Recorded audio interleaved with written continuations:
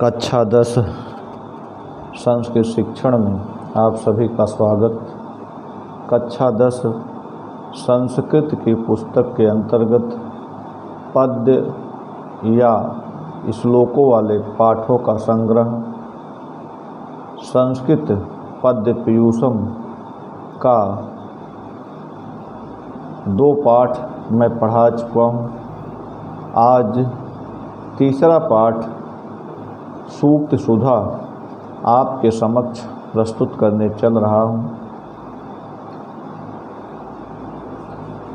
सूक्त सुधा में पहले आप देखें, सूक्त का तात्पर्य है सुंदर वचन अथवा कथन, सुंदर उक्त, सुधन उक्त, सुंदर उक्त, सुंदर कथन, उपदेशात्मक बातें। प्रस्तुत पाठ में विभिन्न नीति ग्रंथों से सूक्तियों का यहाँ संकलन किया गया है। सूक्तियाँ मानव मात्र के लिए व्यवहारिक और आध्यात्मिक क्षेत्र में समान रूप से उपयोगी हैं।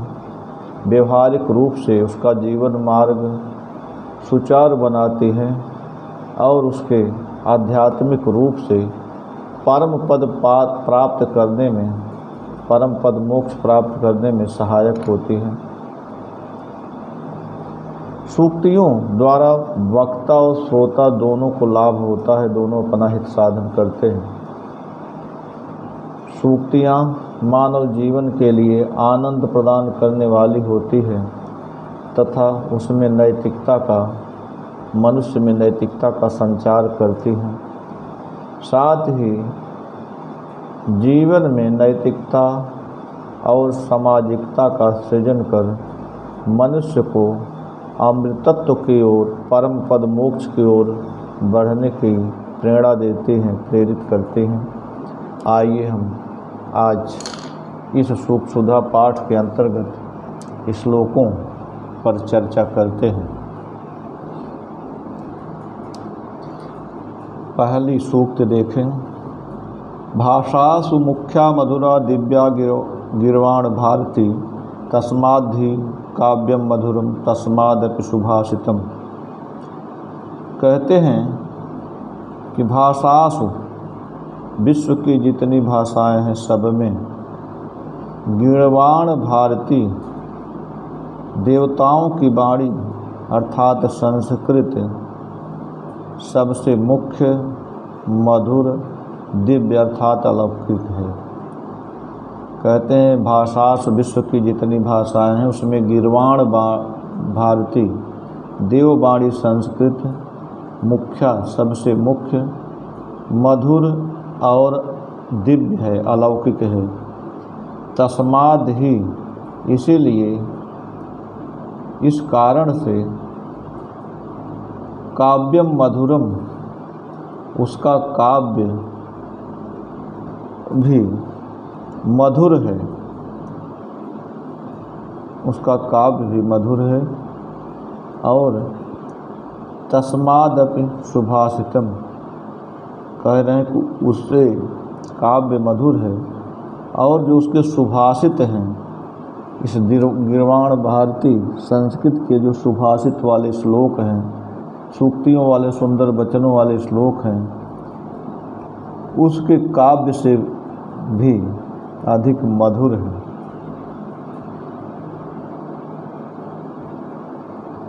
फिर से आप देखें, कहते हैं भाषासु मुख्या मधुरा दिव्या गिर्वाण भारती तस्माद्धि काव्यम मधुरम तस्मादपि सुभाषितम। कहते हैं कि भाषासु, विश्व की जितनी भाषाएं हैं, गिर्वाण भारती, देववाणी संस्कृत सबसे मुख्य, मधुर और दिव्य अर्थात अलौकिक है। तस्माद ही, इसी कारण से, काव्यम मधुरम, उसका काव्य मधुर है। तस्माद सुभाषितम, और उसके सुभाषित सुंदर वचन सूक्तियाँ उससे भी अधिक मधुर हैं। यह श्लोक अगर आपको परीक्षा में आए कि इस श्लोक की संदर्भ सहित हिंदी व्याख्या कीजिए, तो आप लिखेंगे प्रस्तुत श्लोक हमारी पाठ्य पुस्तक संस्कृत पद्य पीयूषम के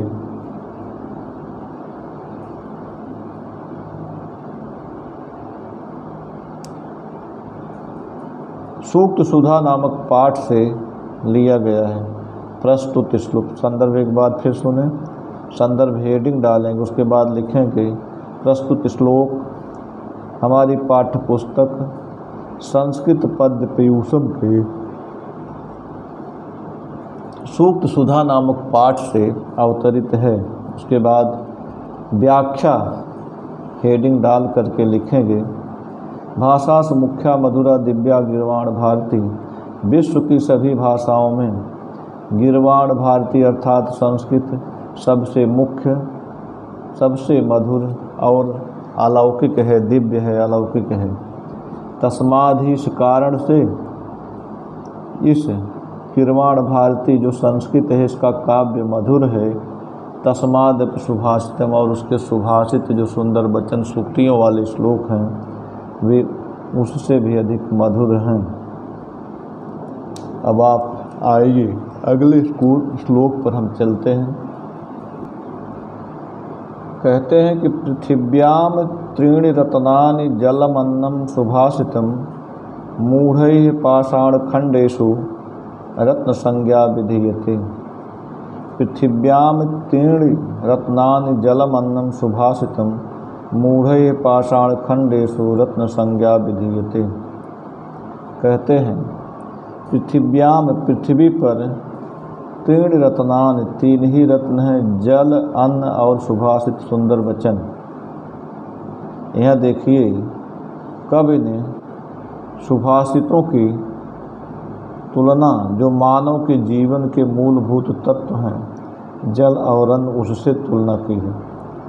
माने इस पृथ्वी पर तीन ही रत्न हैं, जल, अन्न और उसके बाद सुभाषित सुंदर वचन सूक्तियाँ।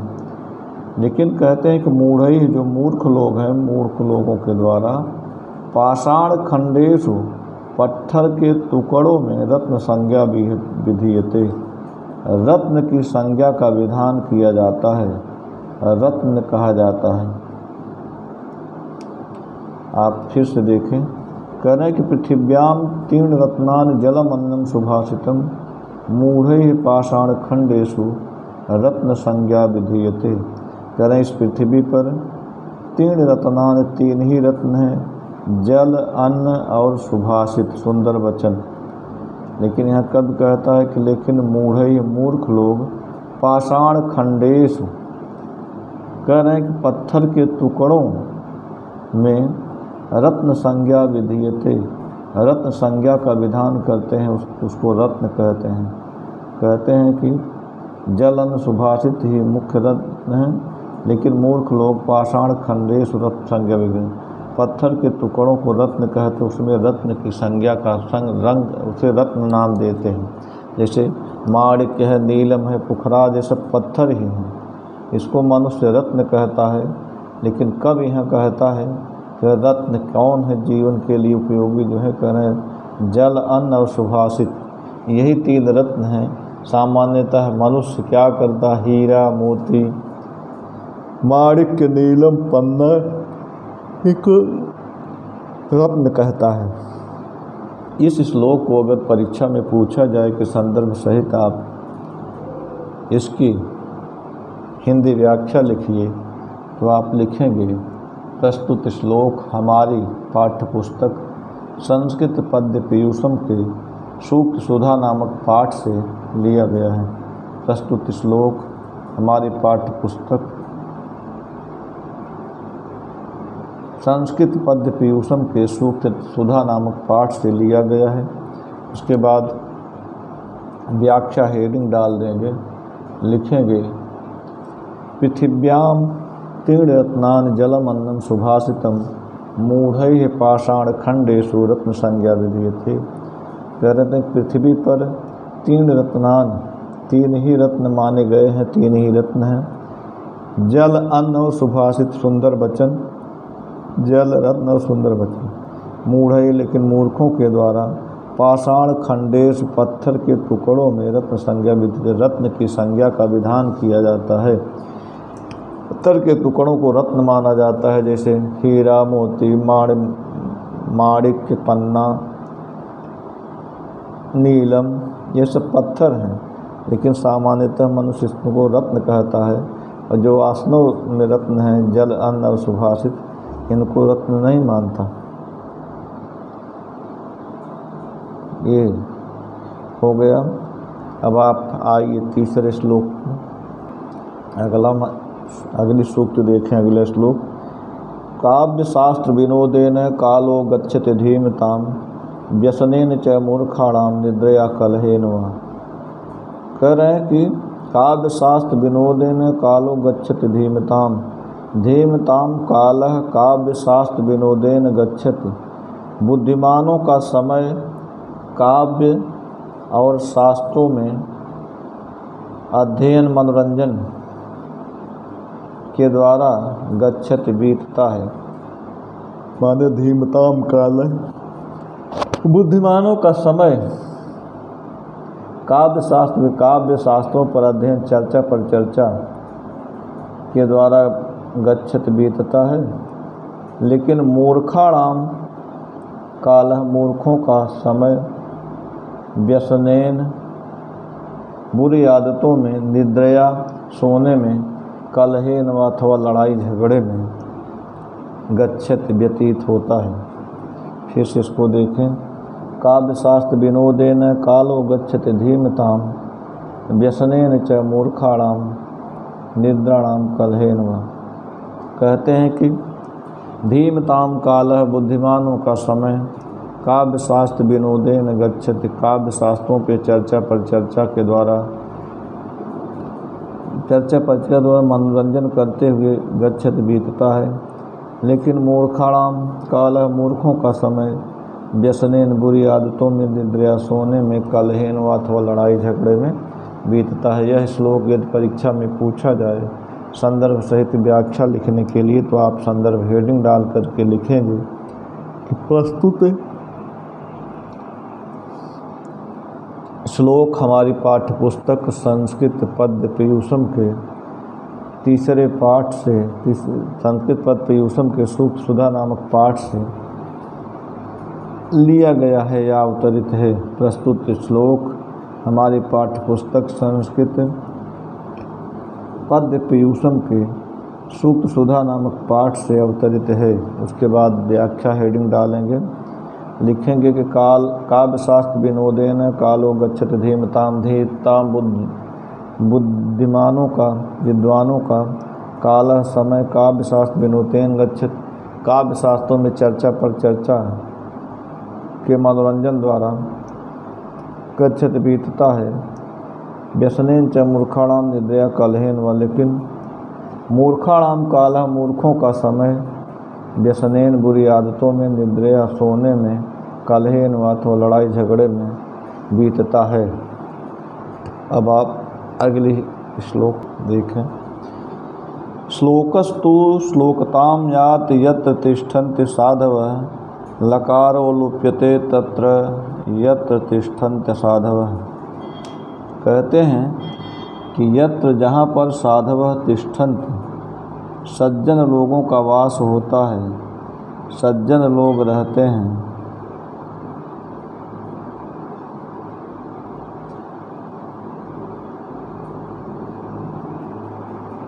और यत्र असाधवः तिष्ठन्ति, जहाँ असज्जन लोग रहते हैं, तत्र वहाँ पर लकारो लुप्यते। कहते हैं कि श्लोक का लकार माने ल लुप्त हो जाता है। कहते हैं श्लोकस्तु श्लोकताम यात यत्र तिष्ठन्ति साधवः लकारो लुप्यते तत्र यत्र तिष्ठन्ति साधवः। कह रहे हैं कि श्लोकस्तु श्लोकताम यात यत्र तिष्ठन्ति साधवः, यत्र साधवः तिष्ठन्ति, जहाँ सज्जन लोगों का वास होता, सज्जन लोग रहते हैं। श्लोकस्तु श्लोकताम यात, वह श्लोक क्या करता है? प्रशंसा को प्राप्त करता है, कीर्ति को, यश को प्राप्त करता है।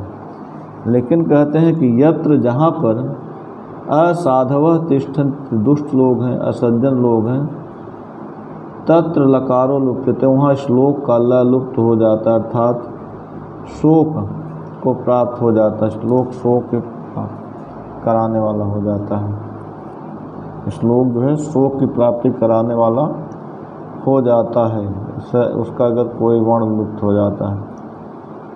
तो यह फिर से देखें, प्रस्तुत श्लोक संदर्भ हेडिंग लाइन। प्रस्तुत श्लोक हमारी पाठ्य पुस्तक संस्कृत पद्य पीयूषण के सूक्त सुधा नामक पाठ से लिया गया है। इसमें देखें, श्लोकस्तु श्लोकताम यत्र तिष्ठन्ति साधवः लकारो लुप्यते तत्र यत्र तिष्ठन्ति साधवः। कहते हैं कि यत्र साधवः तिष्ठन्ति, जहाँ सज्जन लोगों का वास है, वहाँ श्लोक तो श्लोकताम या, तो वहाँ श्लोक यश को, कीर्ति को प्राप्त होता है। किंतु यत्र, जहाँ पर असाधव तिष्ठन्ति, सज्जन लोगों का वास होता है, तत्र वहाँ पर लकारो लुप्यते, श्लोक का ल लुप्त हो जाता है, अर्थात वह श्लोक शोक में बदल जाता है। जहाँ असज्जन लोग रहते हैं वहाँ बोला जाने पर। इस प्रकार से सूक्त सुधा के कुल 5 श्लोक पढ़ाए गए। इसके आगे का श्लोक आगे के वीडियो में आप देखेंगे। आज यहीं तक, धन्यवाद।